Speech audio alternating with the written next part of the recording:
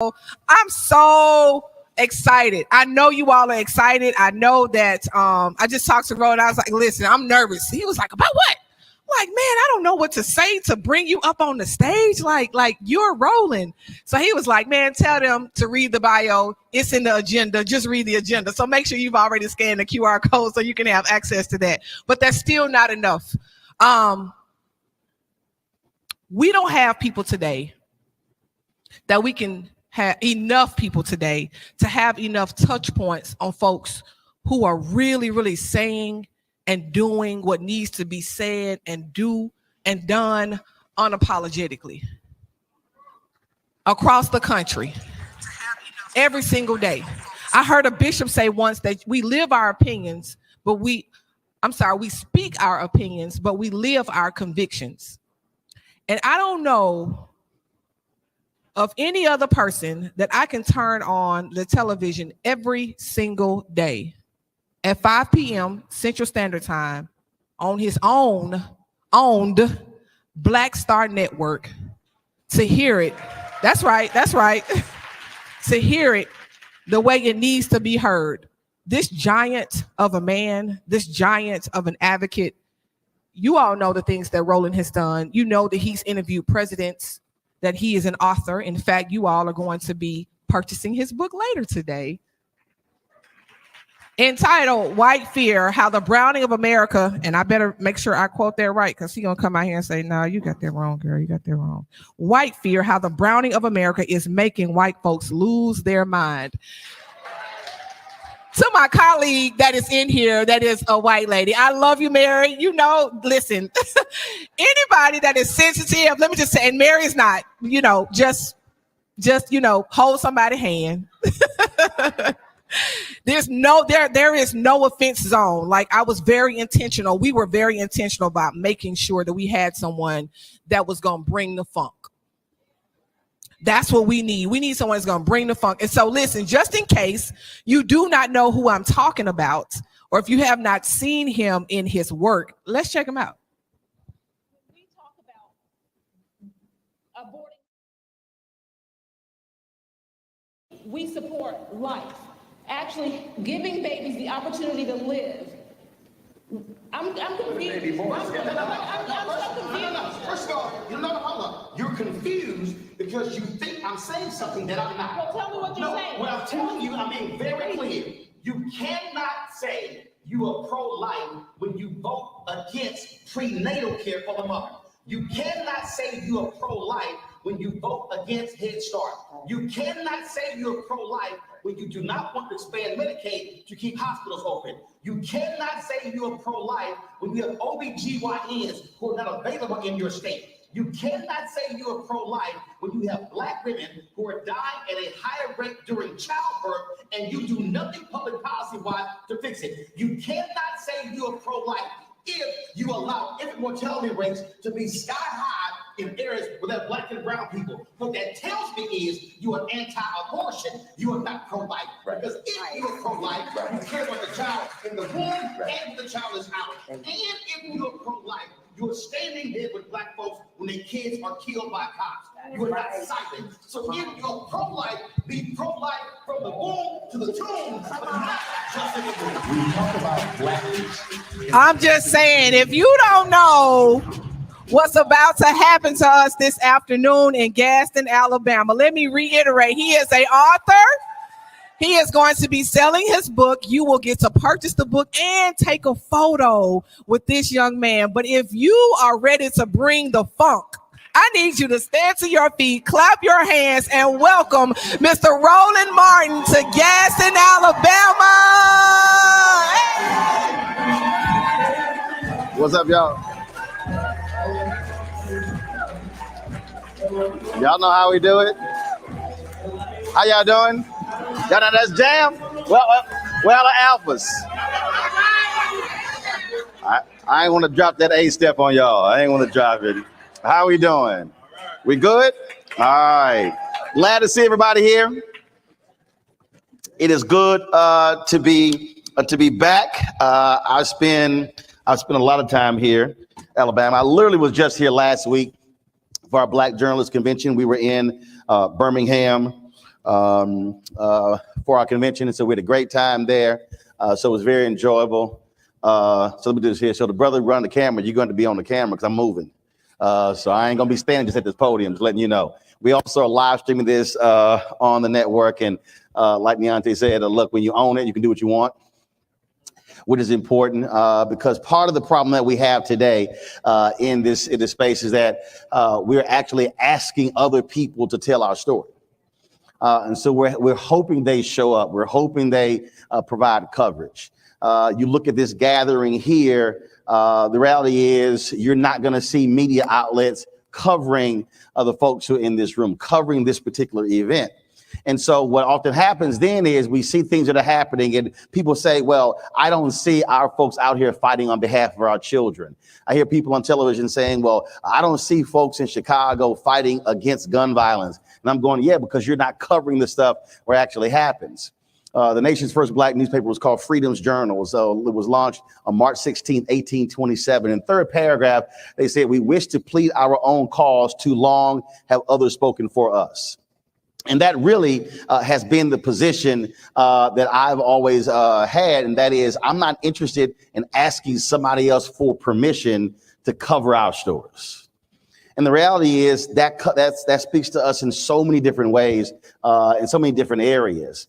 I was in the back and I was sitting there texting Tyler Perry and we were talking about a couple of things. And the same thing when he spoke to our Black Journalists Convention in 2018 in Detroit when I had him there.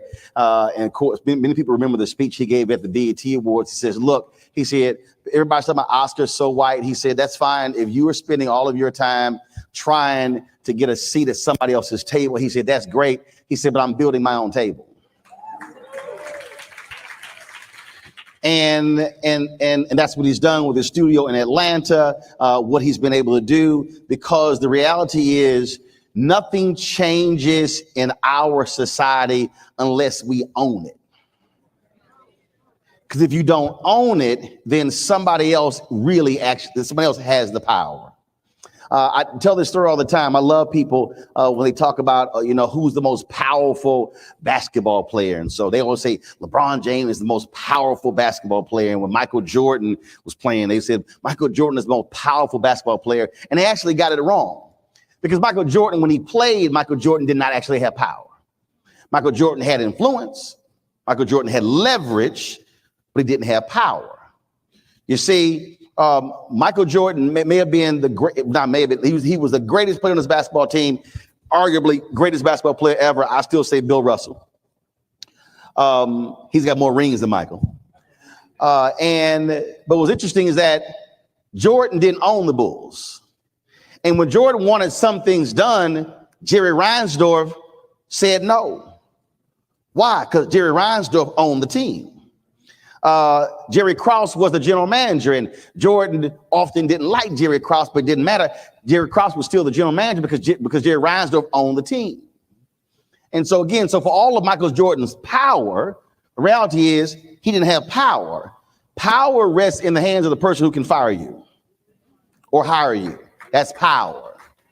And in fact, he learned that when he went to the Washington Wizards. And so he was head of basketball operations. And then when Jordan decided to come back and play, that's when the Wizards, they sold out games. They had never made a profit in their history until Michael Jordan played.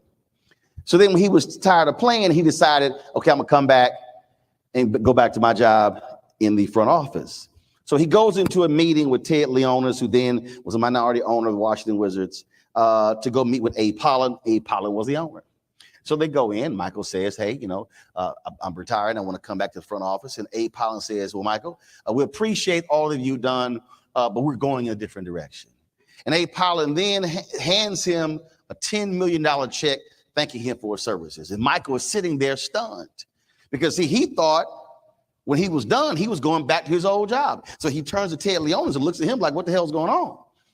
And Leonis is looking at him like, I don't know what the hell is going on. I thought this was going to happen. And literally, Abe Pollin said, thank you, but no thanks. We appreciate all that you've done.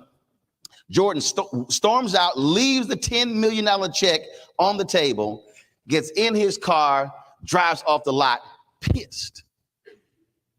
Michael Jordan learned a lesson that day. you did not have power. Abe Pollard had power because he was one of the owners of an NBA franchise. Now, when Jordan later became an owner,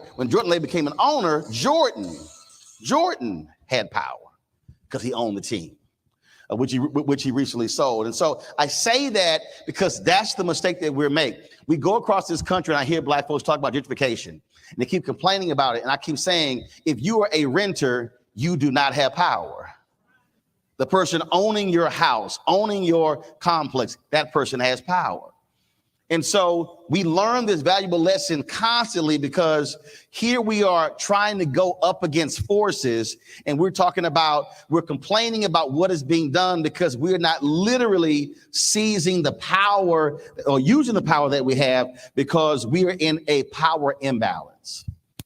And when we talk about what is happening in so many facets of our community, that's really where we stand. Because part of this is we've gotten caught up in somebody else's game. And I have people even come to me and they say, well, man, it'd be great.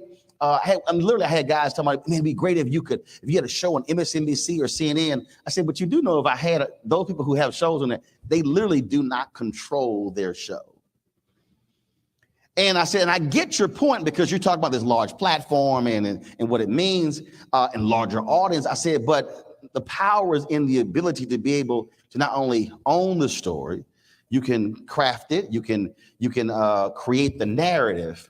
And that's hard for some people because for many of us, and we really want to be honest, and this probably will be my next book, because I've been talking about it, and the next book might be white validation, where a lot of us are so caught up in becoming a crossover success that we lose sight of the fact that when you lose control of it, then you can't now set the narrative. And see, so for me, being able to own the show and now own a network and have 6 other shows on the network. And the thing is, because of who I am, I still can pick the phone up and I can call A-list celebrities and have them on the show. So the reality is I don't do what I do because there's CNN behind my name. And I decided a long time ago that I was never going to be in a situation where things happen in my career because the back of my name had a title on it.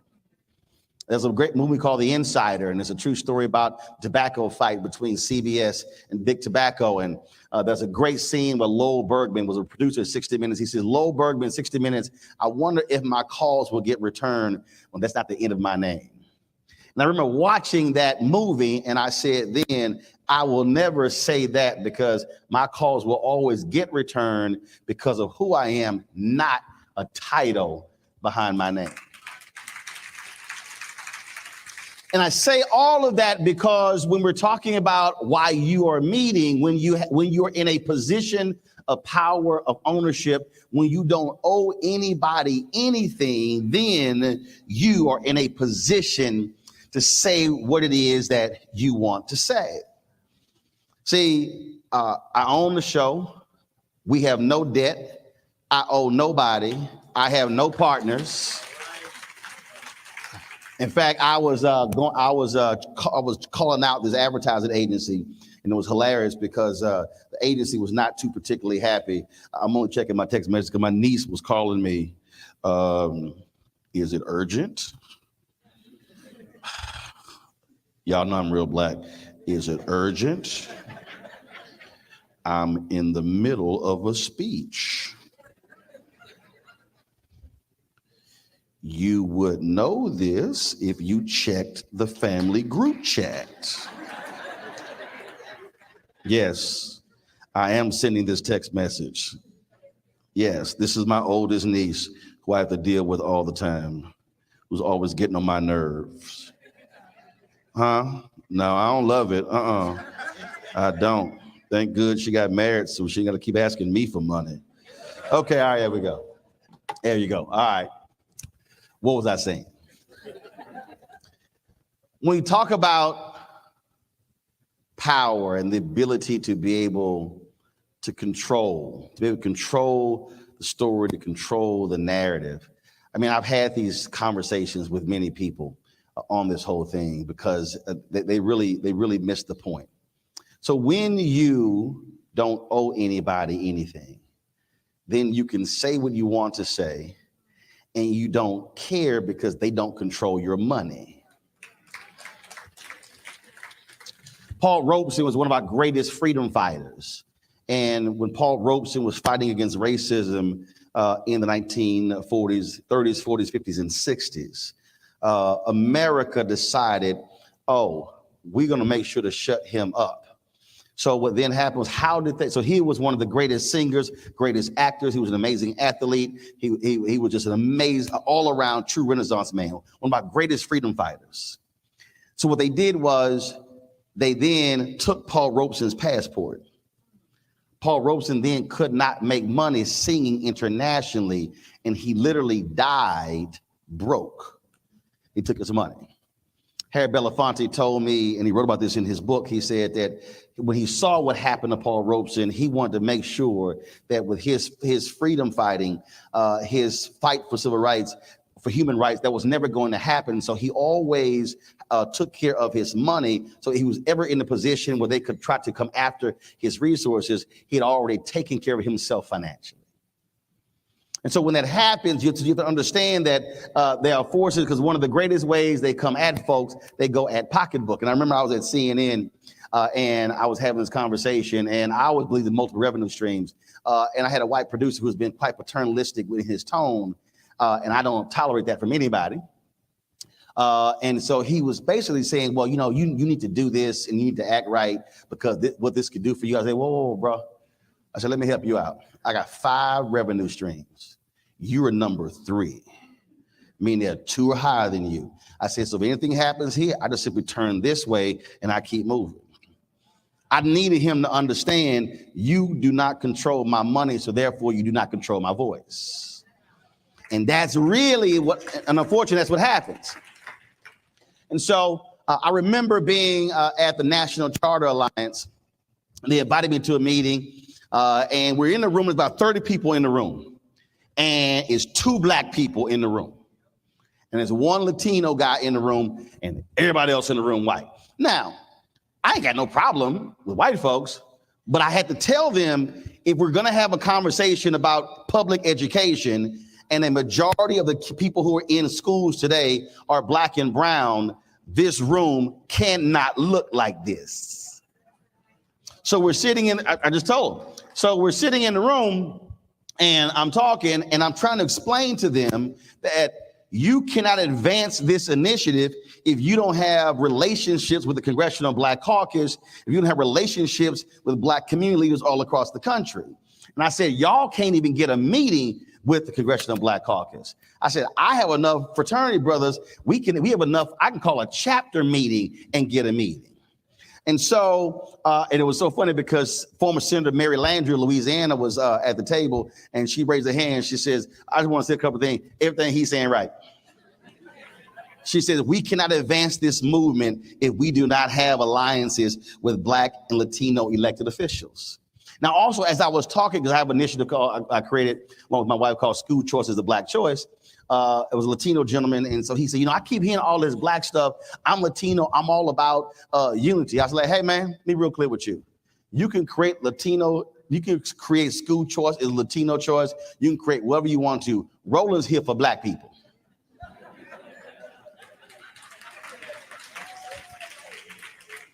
And so it was funny because the guy sitting next to me is with the Walton Foundation and a black staffer there. He really hadn't been listening to him because the guy was like, well, I don't really know who this guy is. And the black staffer was like, black people know who this guy is. And see, that was a perfect example of there are those of us in the black community that some white Americans don't know about. And the brother was kind of saying, no, I don't think you understand. Black people know who Roland Martin is. You may not know who he is, but black people know who he is. And so the guy was not sure about whether they want to do some business with me, with our initiative. And I'm sitting there trying to explain to him, I was like, you can't do a meeting with black people. I can.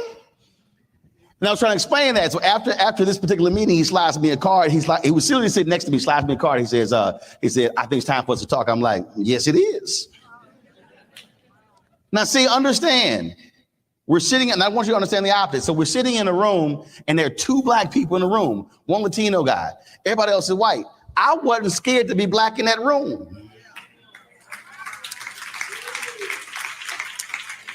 because I can't be scared to be in that room if I'm advocating on behalf of Black people. And then when I know exactly what is happening educational wise with Black people, I am not going to walk into certain spaces and I'm going to lessen my Blackness to make somebody else comfortable when the data shows exactly what is happening economically. And I'm gonna challenge white people, I'm gonna challenge Black people, I'm gonna challenge Latino people, Asian, I don't care. My motto as a journalist is, if you do good, I'm gonna talk about you. If you do bad, I'm gonna talk about you. At the end of the day, I'm gonna talk about you. That's my motto. And so the same thing applies when we're talking about what we're advocating for. And I think what often happens is too many of us are so unwilling to challenge status quo, to challenge power, and to actually advocate for Black with a capital B. And so when we did the school choices, the Black Choice Tour, and Neonta was participating, we went to Birmingham, we went to Montgomery, went to these different places, and it was interesting because I was going up against Black people who were against school choice, who were against charters, and so I remember we had the thing in Birmingham, and there was this one person, he was like going off, and they were like, "Oh man, so and so's on your panel," and I was like, first of all, I've debated many people. I done put many people in rhetorical body bags. Anybody saw Chris Christie on ABC This Week a couple of years ago? He's still mad. That was 2 years ago. Bill O'Reilly, all of them, take your pick. I've debated them all. I ain't afraid of nobody. I done checked President Obama. I called out Oprah. So I ain't afraid to hit nobody. Don't none of those folks pay my salary. Roll good. And see, when you're unafraid to challenge power, then you're actually walking in your full prosperity. You're walking in your anointing. And so where we are today, we've got to have people, Black people, we've got to have white people, Latinos, Asians, Native Americans, who are unwilling to silence themselves or temper their voice when we see what is happening educationally in this country. You should not walk into any meeting not pissed off. When you look at the billions of dollars that are being spent in these cities, in these states, in this country, and when you hear people angry when you're trying to change status quo, that should tick you off. See, for me, this is real easy. I went to public schools all my life, kindergarten all the way through college. I rode buses from elementary school all the way through college. I ain't never been to a private school. We drove by private schools, but I ain't never been to a private school. That's never happened. And so I love it when people say, Roland, positions you're talking about destroying education. I'm like, no, I'm not, because I'm literally seeing minds being destroyed because we're unwilling to change how we are teaching and reaching our children. I have one standard. It's not a Black standard. It's not a white standard. It's not a Texas standard. It's not an Alabama standard. It's a basic standard. Are our children being educated and properly positioned for the future to be able to have a better life than the ones their parents had? That's my only standard. Now, if you can show me y'all are doing the job, great. I will support that. I will advocate replicating that. But what I will never do is support failure. And I will never support failure no matter who is in control. And so I was in a meeting, and I remember I was speaking in Washington, D.C. It was a conference, and they were advocating for vouchers. And I knew the game. And again, I'm looking in the audience, and I ain't seen many people who look like me. And so I asked the question. I said, okay, all the people in the room, I said, if you really and truly believe in the power of vouchers, you should be advocating for vouchers to be used exclusively for the bottom 10% of students. And the room got real quiet. And I said, and the reason you should be doing that, I said, because the bottom 10% does not look like this room. Then everybody got real quiet.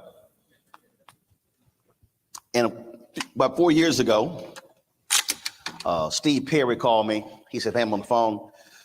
And there's a woman who runs an organization in Texas, and they were trying to get a voucher bill passed. And he said, I don't know about Texas. He said, but my man Roland's from Texas, so let's call him. So they called me.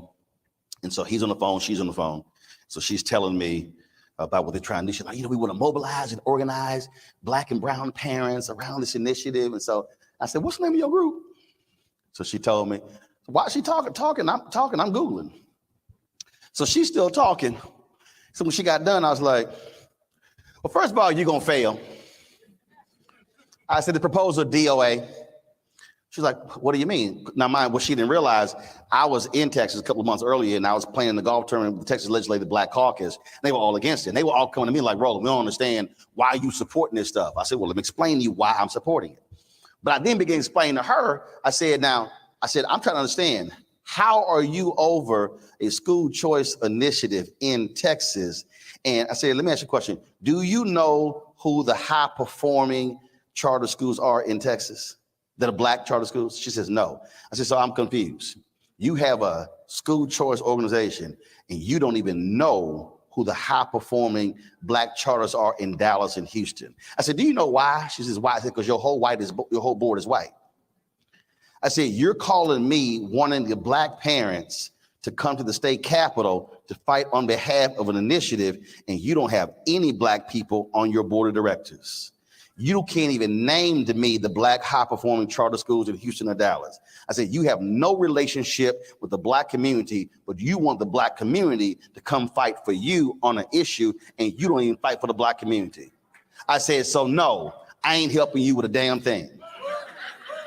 I said, here's my suggestion to you, because the Texas legislature meets every 2 years. I said, my suggestion to you is for you to take your behind to Houston and Dallas and go talk and meet with some Black people and some Black parents and some Black schools to learn what Black people want. And then when you do that, then you can ask Black people to come mobilize or organize to fight with you. I ain't heard from her since. But I needed her to understand you're not going to pimp my community to advocate for an issue, and I ain't never seen you. So what I'm saying is, no matter where we are, we've got to be willing to challenge people where they are. When someone says, oh, I believe in this issue and I'm advocating on behalf, we should be saying, no, what have you done? What are you doing? If we haven't seen you, at meetings, if we haven't seen you talking resources and talking how to improve, all you're doing is paying lip service. And that's what I mean by challenging power. We can never change anything in this city, in this state, in this country, if we're unwilling to look somebody in the eye and say, what you're feeding to me is a bunch of BS, and I don't eat BS. Because there are a lot of people right now who are feeding us BS when it comes to education, and they care nothing about the future of our children. When we had an event in Selma, 90% of the people who were there were against what I was talking about. And we had a sister who was on the state school board. We had a brother who was with Alabama, was the Alabama Education Association? You know, that's what it was. And so I mean, he was hot. I ain't care. And I'm hitting everybody.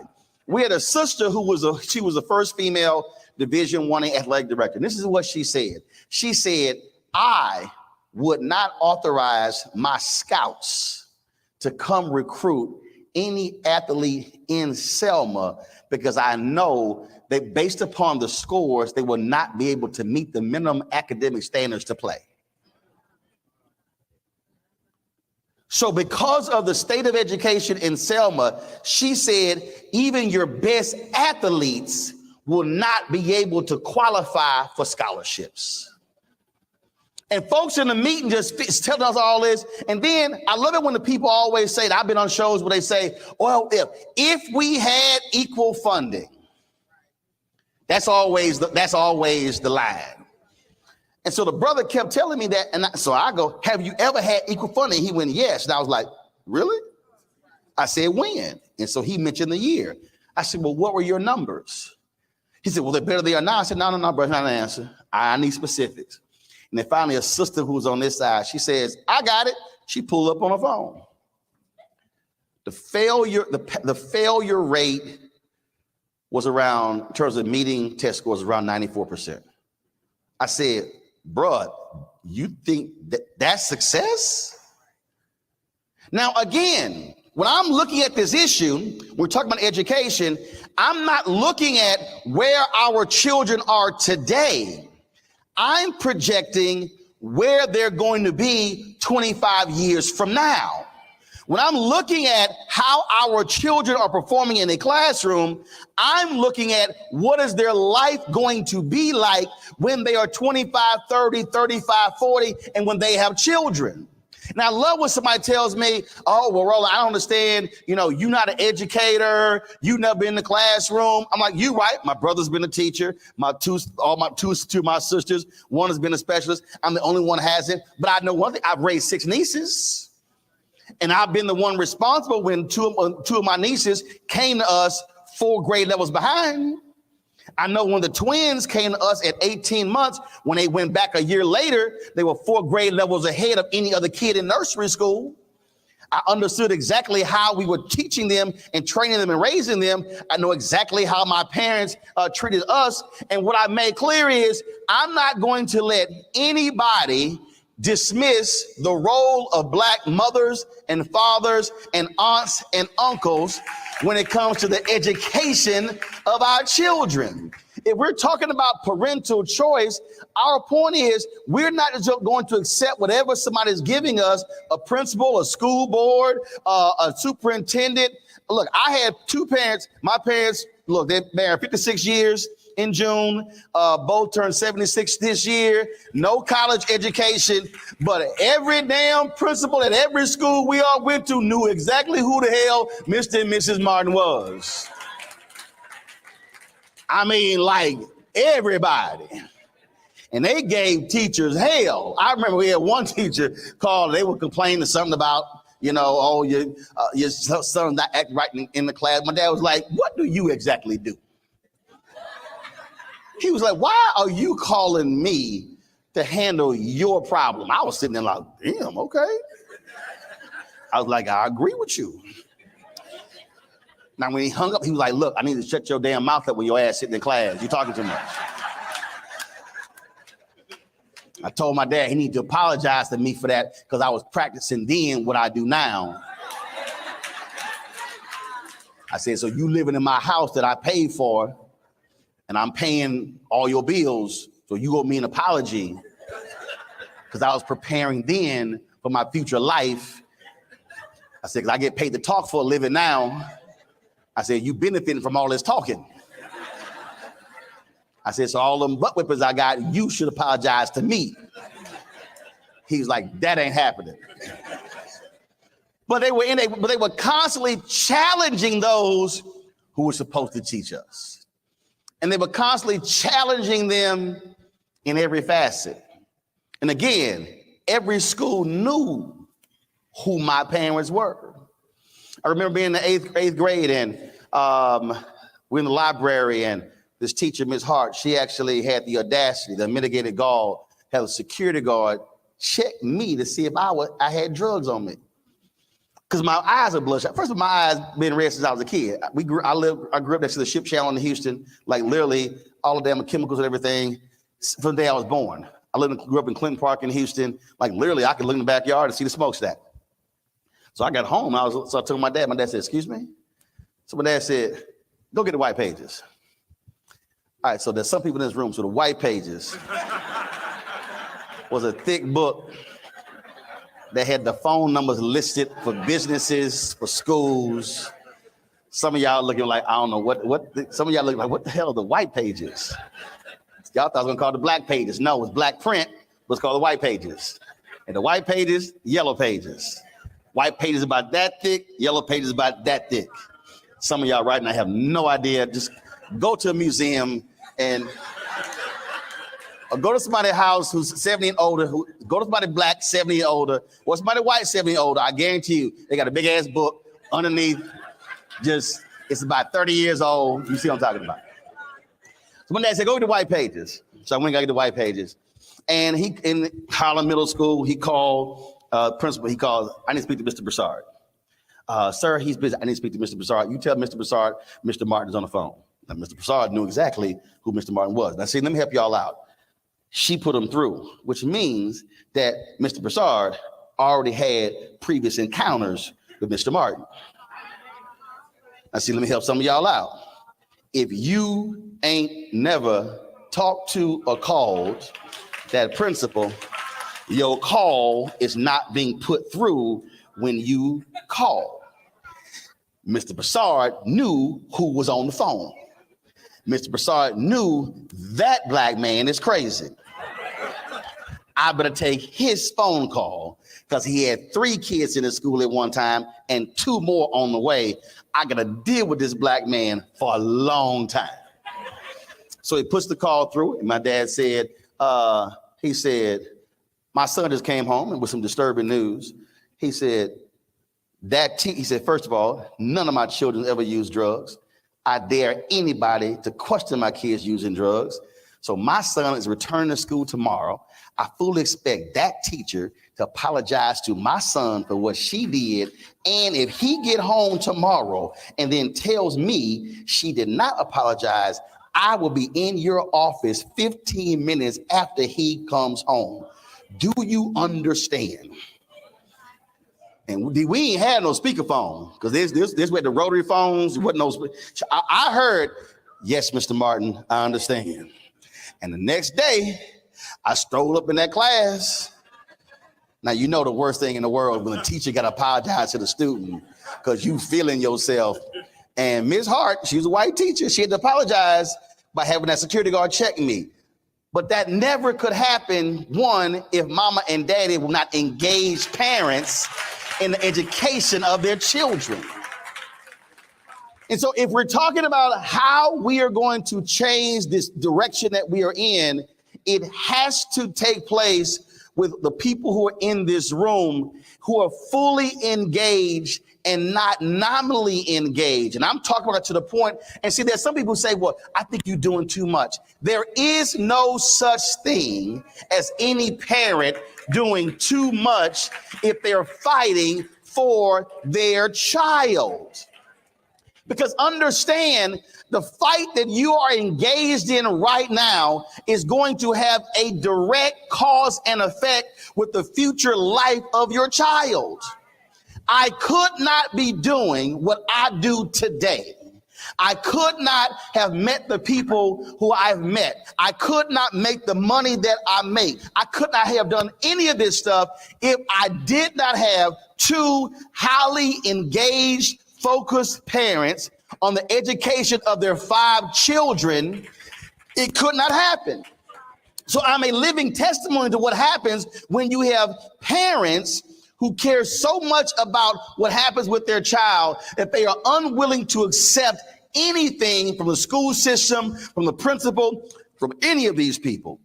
And then what then happened was, because I bore witness to what they were doing every single day in our lives, that then translated into how I was also challenging a system when I was in school.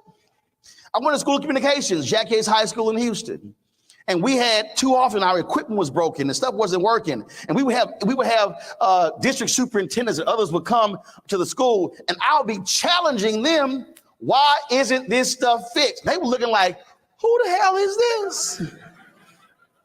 And then my principal would be like, look, y'all might want to answer his question because I was giving them hell. See, the thing is, I wasn't going to accept a subpar education while I'm going through it. And so while we are talking about how do we raise up strong parents, we be raising up our strong kids to be challenging the very system they are sitting in. And trust me, I had some teachers and some principals and some people in the superintendent who were area superintendent. They were like, I don't know who the little black kid is. But I was the same way now I was then. That's where it started, because I knew that what was happening then had a direct correlation on my education. And I was not going to sit there and have parents who are taxpayers and have our money go to waste and just simply accept whatever folks were giving us.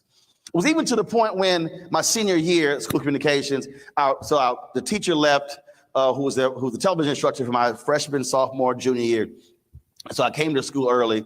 Anytime stuff had to be shot, I was the one who they called. So y'all understand, when you see me on camera, no, I can do everything behind the camera.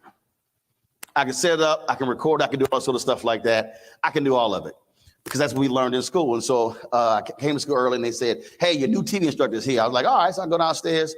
I'm like, she told me who she was. I was like, all right, what have you done? And she looked at me like, just a student question me. I'm like, yeah, what's your resume? And then so she said, oh, she's a Prairie A&M graduate. She said she interned at CNN. Now she working here. I was like, I'm sorry. All you've done is intern? I said, you haven't actually worked in the business? She said, no. So I'll be back. I went upstairs. Who the hell hired this woman? They were like, what? I said, I'm sorry. This is my senior year. Y'all hired somebody who's only interned at CNN? She never actually had a job in television? What can this woman teach me? The communications director was looking like, Roland. I said, what can this woman teach me? And I was hot. And the reason I was hot, again, this was my senior year. I know I decided at 14 what I wanted to do. I did not want anybody teaching me who did not have more, who had less knowledge than me. That's how much I cared. So again, what I cared about came from my parents. And so me and her did not get along. I was like, she can't teach me jack. She couldn't. I'm just being straight up honest. And then one day the principal came in and had some guests and he asked her to set something up, but she couldn't do it. And so like next day she called me, she closed my door. I was like, all right, what she want? She was like, look, we need to come to an agreement. She's like, you know how all this stuff work. I don't. And I was like, yep. She was like, so we need to come to an agreement. She told me what happened. I was kind of like, you know to set that damn shit up, huh? Now I want you to understand, I had people like, oh, man, you were hardcore. You were cocky. You were arrogant. I said, no, I was focused because I was not trying to waste a critical developmental year at the school because I knew exactly what my goal was. I walked onto that campus saying, I will leave here as the best student that has ever come through this school. That cannot happen if I'm getting a subpar education. So when I went to Texas A&M, I walked on the campus ahead of seniors. I challenged professors there. I had a professor teaching a television writing class who never worked in television. I was like, how can you teach me TV writing? You ain't never worked in TV. Just saying. And I literally told her, you know what? Why don't we do this here? Why don't you teach the rest of the class separately? I'll just be over here. I did. I'm trying to get you. Y'all like, okay, he really is crazy. But again, I knew what I wanted and I could not accept weak teaching because it was not going to get me where I wanted to go. That came from watching parents demand a high level of excellence from principals and teachers. And so by me bearing witness to that, I then said the exact same thing. So I'm saying all of that for you to understand what you're doing here, what you're trying to accomplish is going to have a direct relationship as to how your child sees your level of interaction in their education. And then you putting that foot against somebody's neck in the school system, I'm sure you riding their behinds real hard as well. And they're going to understand that in 15, 20, 30 years from now, they're going to say, thank God I had a mama and a daddy and an aunt and an uncle that cared about my education, because we already know what the difference between those with a college degree and those with a high school diploma when it comes to earnings. We understand the difference in terms of salary, negotiation. We understand the difference between those who own homes and those who don't. Literally, what you're doing right now is going to have a direct bearing on the future economic imbalance between blacks and whites in America. I need you to understand this thing is much. I need you to understand this is not just about you. What you're doing here can literally change the future direction of Black America. Okay, some of y'all don't believe me. I get it. Some of y'all don't believe me. Okay, got it. How far is Montgomery from here? No, how far is it? 2 hours. So I want you to put this, I need you to see this a lot differently. Okay? So look to the person to your right. Just look to the person to your right. If you don't know them, just say, give them a head nod. All the Black people like, what's up? Okay? Look to the person to your left. I want you to understand that literally there are more people who are sitting in this room right now than the number of people who were sitting in a basement in Montgomery in 1955. Again, I need you to understand when I say just the gathering in this room has the potential to literally alter the history of America based upon what you're willing to do after you leave here.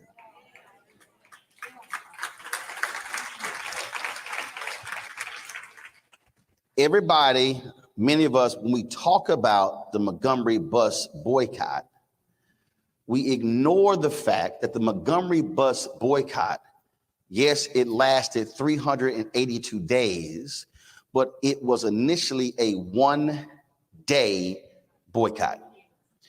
It was never designed to last 382. It was one day. When 50,000 Black people did not get on a bus, they then said, let's do 5. After the 5th day, they then said, let's continue this.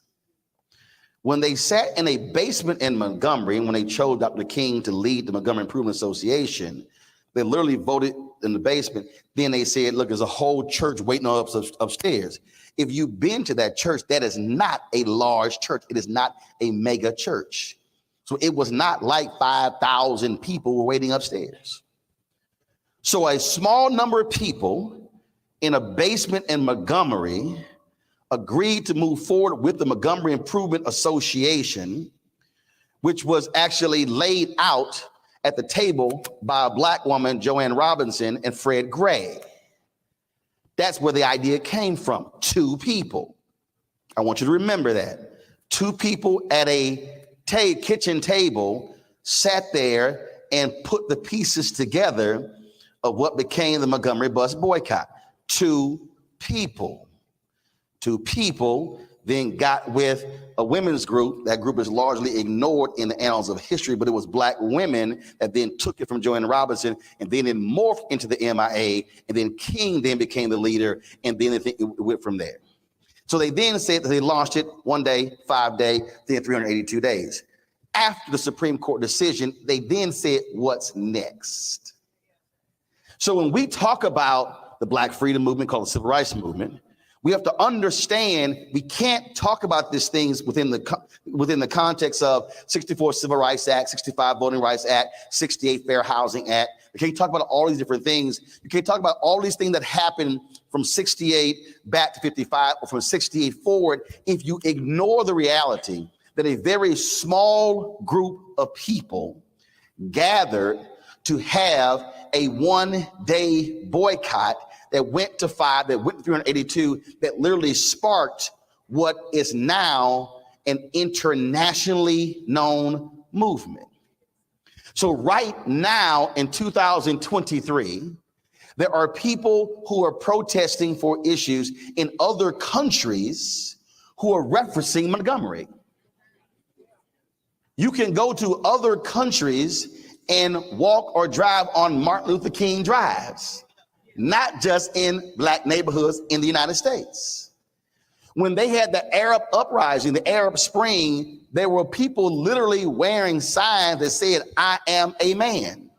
The exact signs that black garbage workers wore in Memphis in 1968. So what I'm trying to get you to understand is that you should not look at this gathering on August 12th, 2023, solely through the lens of it's just a small group of us meeting, fighting on behalf of education for our children today. I guarantee you somebody in this room has said at one point today, man, this room should be packed. I get, see some of y'all like, dang, he must be listening to my conversation. But I need you to understand that you don't need this room to be packed to the walls and outside in order to actually create a revolution or a movement that could literally change the future direction of this country, of this entire race.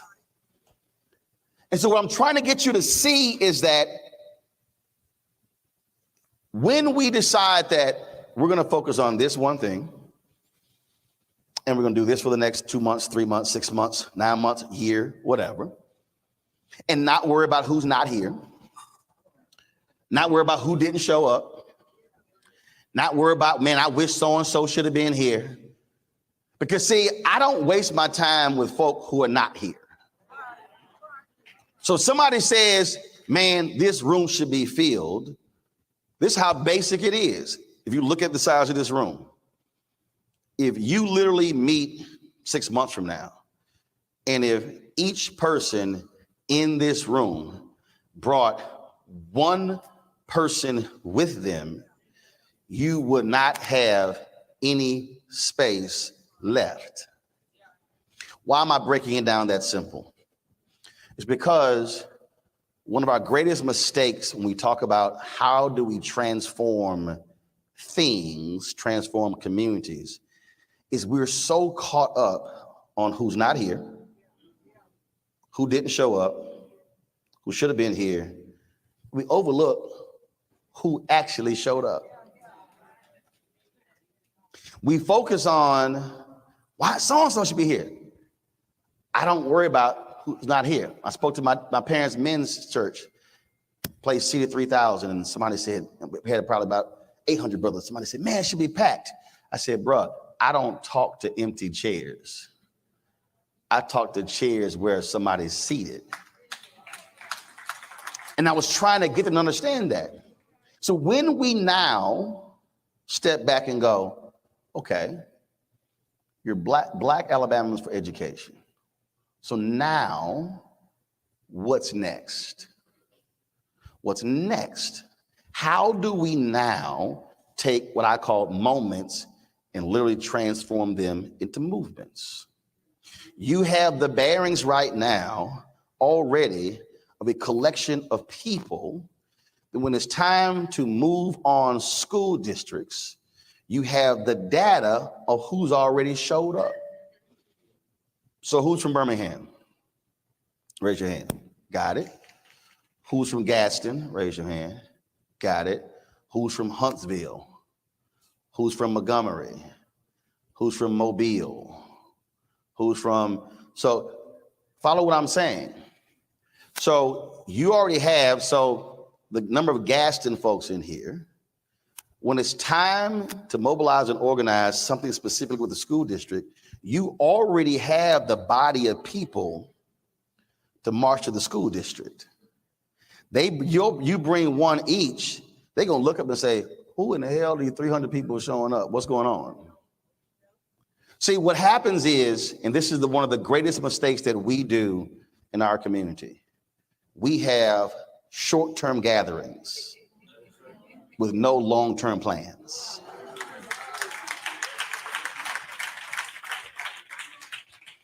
I need you to understand,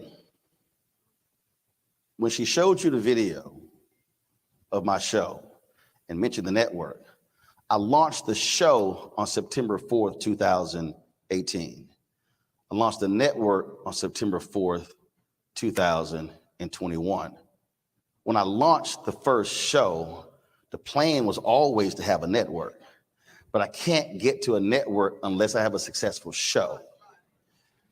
One show now has 7 shows, but the plan was always a network, but I couldn't launch the network first, but don't have one successful show.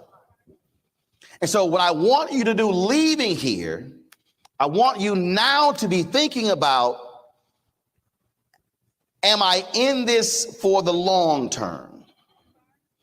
Montgomery started December 1st, 1955. It was driven by August 28th, 1955, the lynching of Emmett Till. Starts 55. That's a 13-year process.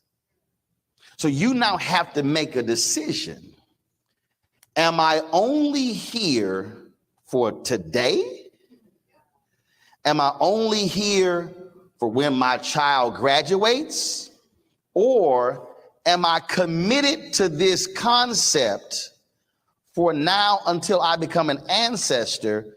Because if you say we are committed as a group, then now all of a sudden you have the creations of an entity that folk will look back 5 years from now and go, where did these Black and white folks come from? How did they grow to be so large and so powerful? And then all of a sudden, you're now in a position to truly challenge power. Now you're in a position to seize power. Now you're in a position to control assets.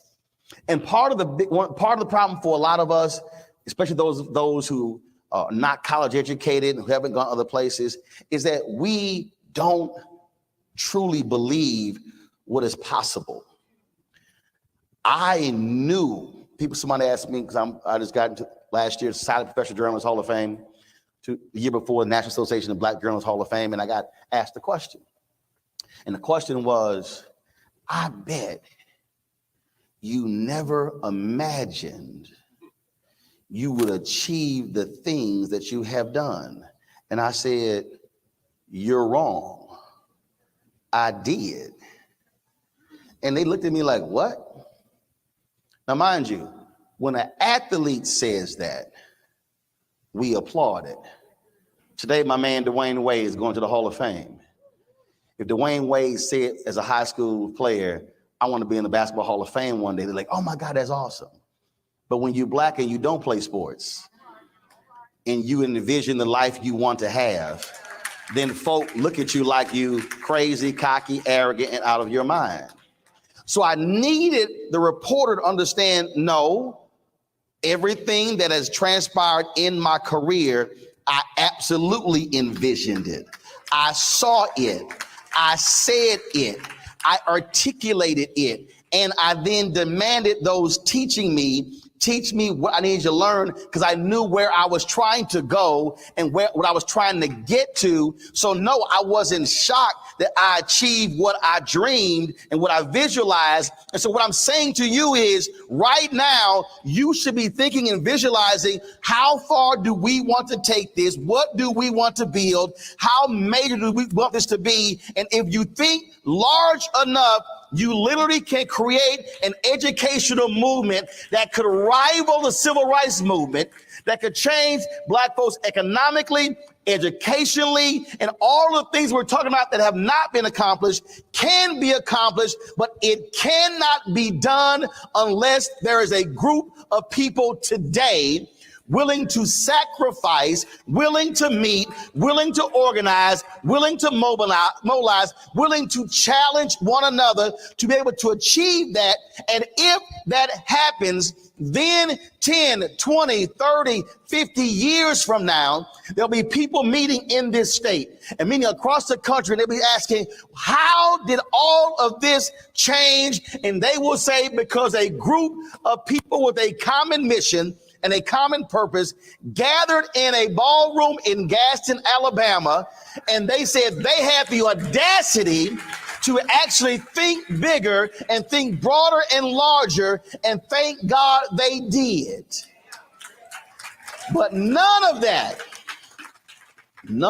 can happen if when you leave here, you don't continue the work. Last point. I get young journalists come up to me and they say, man, I want to do what you do. And I know what they're actually talking about. That means they want the selfies. They want to be able to call major celebrities on their cell phones. They want to be able to be known. But my response to them is, but do you want to do what I do? Then they look at me like I'm crazy. I said, no, not what I did, what I do. Because they think what I did is past tense. I'm still working today. The work ethic still happens today. I could sit here and rest and chill. I could easily say, oh, NABJ, youngest living member inductee to the Hall of Fame. But my career didn't stop at 52. I got more stuff I want to do, which means that's the work.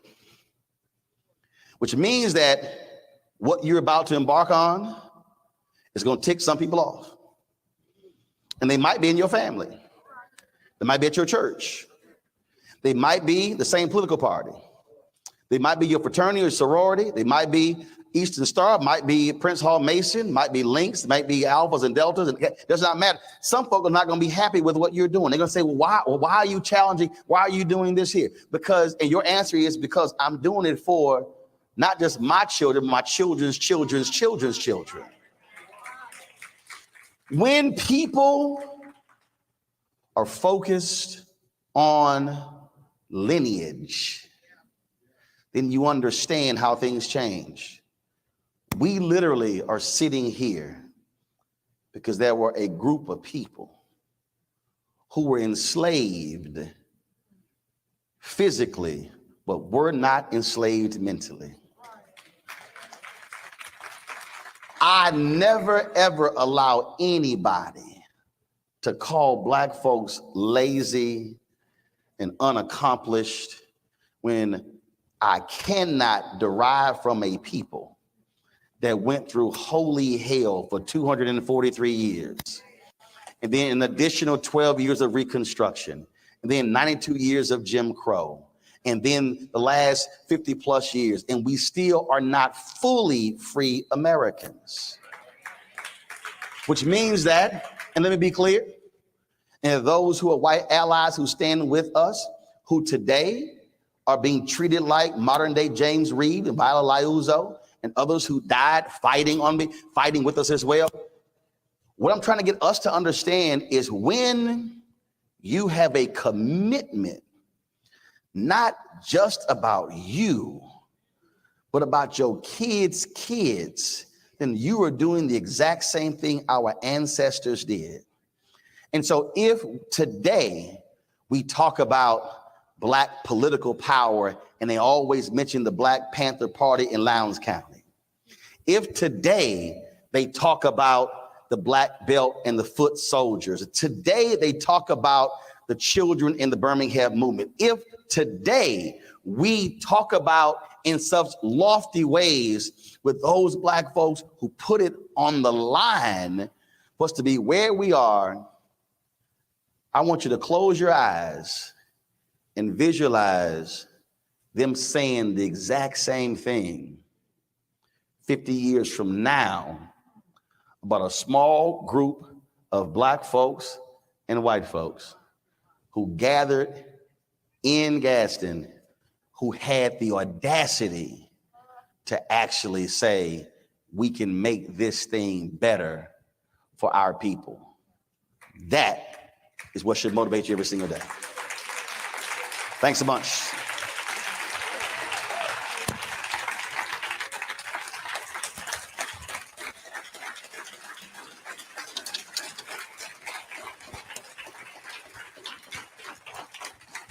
So Deontay, what we got? We got questions? What are we doing? Where'd she go? Okay, we got questions. Who has a question? I'll wait till she come on stage. I don't know where she at. Somebody got a question?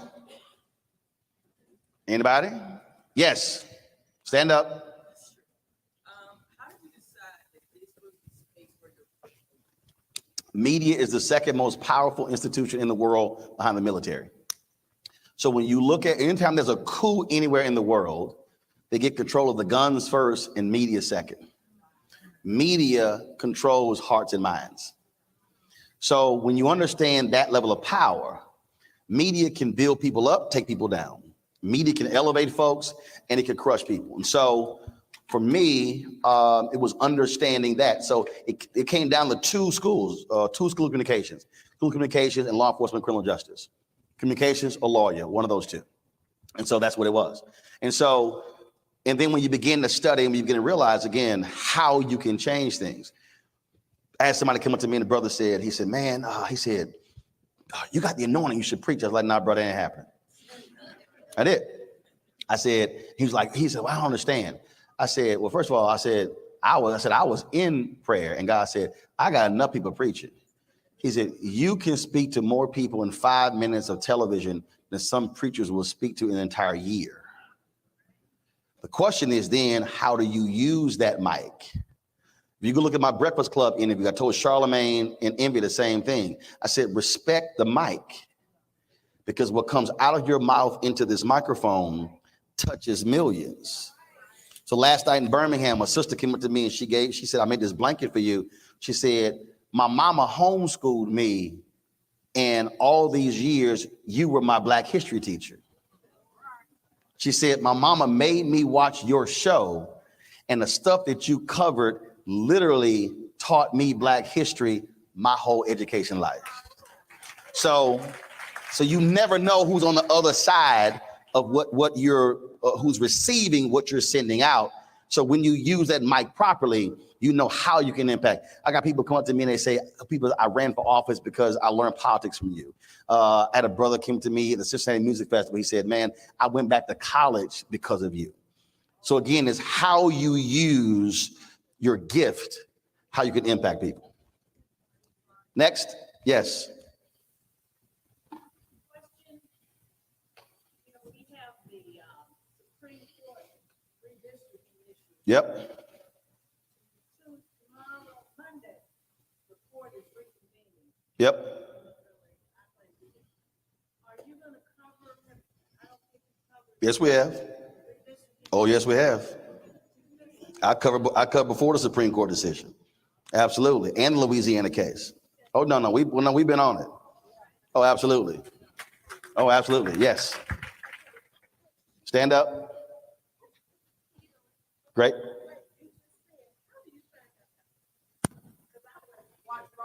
Watch Roland every day. Yeah, I mean, understand. The reality is my show is 2 hours a day. We have another daily show. We have weekly shows. I mean, we cover these stories every single day. But we don't cover them just how mainstream media does. We're not going to spend 3, 4, 5 minutes. We're going to spend 30, 40, 50 minutes and then really unpacking it, but also walking folks through, having those lawyers on. The Alabama case that went to the Supreme Court, I actually had the plaintiff on the show with the lawyers on the show. So we've done that, but we also explained to people what the ruling was and what's going to happen after that. So what happens all the time, though, is when you see stories, and this is the mistake that we make when we only follow mainstream media, okay? They likely are not going to continue to cover the story. We're covering all the nuances of it. And so that's really how we do it. And so that's why Black-owned media is critically important. All the things I talked about, we're not here if you don't have Black newspapers. See, everybody, I remember Doris Kearns Goodwin, big time historian. She was on Meet the Press, and she praised the New York Times for running the photo of Emmett Till. And I immediately tweeted her. I said, "Oh hell no! You're not going to give the New York Times credit for the Emmett Till photo, and you're going to ignore the Chicago Defender and Jet." I'm like, they ran it before the New York Times, and so understand we have to watch and support our own. So that's what I'm saying. So we've been all over that story. We've had members of Congress on, we had the lawyers on, we had the plaintiff on. And not just that, again, the case out of Louisiana as well, the cases out of Florida. We've been covering the same issues in North Carolina, in South Carolina, all these states, because it all revolves around political power. And so it's the sources of information that we're getting it from. And I'm just going to tell you right now, the stuff that we do that speaks to African Americans, MSNBC, CNN can't touch. When I was at TV One, we were the television critics tour. And actually, I said this before when I ran Chicago Defender. We're sitting with Television Critics Association. I'm sitting there with Alfred Liggins, the CEO of TV One. And so one of the critics asked me, they said, well, you're starting this morning show, but how are you going to compete with the Today Show and Good Morning America? I said, I'm not. So Today Show, Good Morning America makes $500-600 million in profit for those networks. I said, I'm not competing with them every single day. I said, but I can guarantee you one thing, they will never out-black me. And so the CEO, he looked at me, he's like, hold up, he black. He's like, I ain't never heard that before. I said, here's the deal. They can cover wars. They can cover all these things happening around the world. They can cover all this Hunter Biden, all this sort of stuff. But on a black story, ain't nobody out blacking me. Nobody. And I don't allow folk to then say, well, Roland, we're going to do the interview with MSNBC and CNN. We might get to you. Oh, no, you're not. You're going to come talk to me before you talk to them. Because see, on the next story, when they don't have you on, then you're going to come to me. Then I'm going to remind you what you did last time. So I advise you, don't blow me off this time, because it's going to be a problem next time.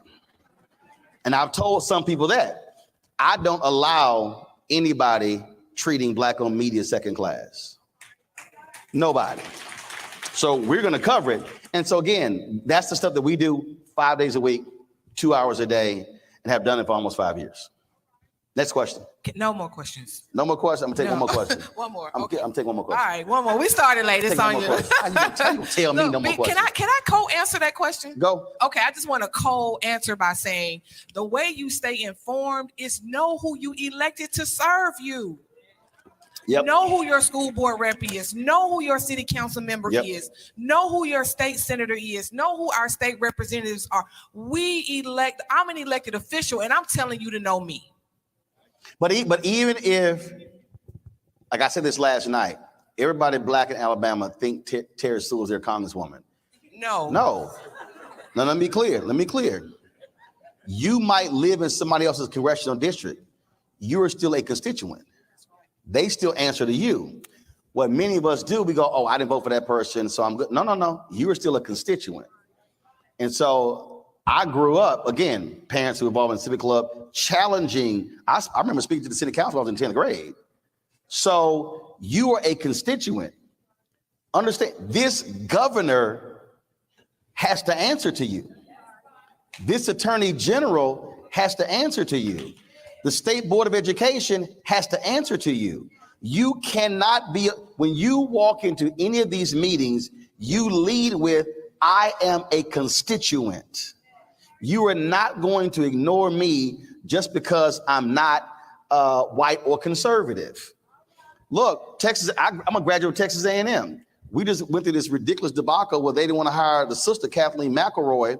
We got text messages where a board of regents are saying, oh, this is an awful hire. I thought we were creating this journalism school to create more conservative journalists to get our message out. I call for those two to resign.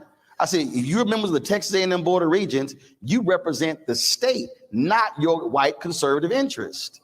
And other people kind of like, well, and I made it clear. I said, I'm going after all of y'all. So again, that's where we have to be unwilling to challenge power and knowing very well who represents us. Last question. Who we got? Last question.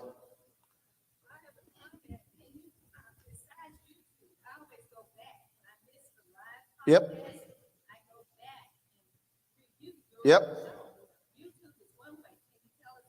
Well, our Black Star Network app.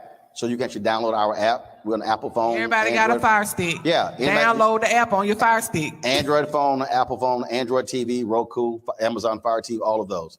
But also, again, go to YouTube. At the end of the day, that's worldwide. So we're on there. You know, our network, we're on Plex. We have a 24-hour streaming channel on Amazon News, on Plex TV as well. But we're on all different platforms. But I make it easy to folks. Just go to the YouTube channel. And if you missed the live show, we then restream it 5 times in the next 24 hours. And the beauty is, the content is always there, and that's the piece. And so these things are continuing to happen. You know, these issues that we cover. Again, we'll be restreaming this. And again, that's the power of when you control the platform. You're not asking somebody, can you please cover this? We're like, we're good. We got it because we own it. Where'd she go? She come out here telling me no more questions. Now she gone. All right, I'm gonna take one more question. You move, you lose. Yeah. No, you moved.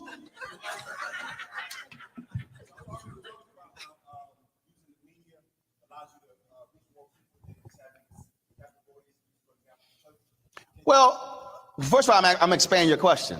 So if you are on social media, raise your hand. I'm talking about any social media platform. If you're on Facebook, Instagram, keep your hands up. Facebook, Instagram, Twitter, fan base, LinkedIn, all the platforms. Now, I have 4 million followers, but I want you to understand, when you now look at your numbers collectively, you now can drive your message. So imagine if a tweet is put together with a graphic, boom, email goes out. I want everybody posting this. You post it, you post it, you post it, you post it, you post it. So now all of a sudden you got your hashtag, it's all now going out. What you then do, you tag prominent people in your post. So let's say you put at Roland S. Martin and you put 5 others. What then happens is it now shows up on my feed. It's easier for me to retweet that because it's showing up in my feed versus me possibly seeing it outside of my feed. So now you're talking about creating messaging that's now being amplified a lot quicker. It goes out. There are people who hit me directly, Roland, did you see this story? Boom, I see it. They might email me or they might DM me. Boom, goes to my producer. It might be on the show that night. So never assume that someone like me sees everything. You should be thinking collectively how you're able to now use each other's platforms and now aggregate that to now begin to drive a message. And so when they elected official, if there's somebody you're going after, imagine every post tagging them 100, 200 times. The algorithm picks it up, and then all of a sudden that thing is now being replicated. And so now you're using the power. And so that's where you're not worrying about if media shows up. You, in essence, are using your own media to drive your message, and then you're sort of building it that way. There you go. Give it up for Roland. Well, you know, we can't thank you enough. This city is truly blessed, Roland, to have you here. I'm grateful.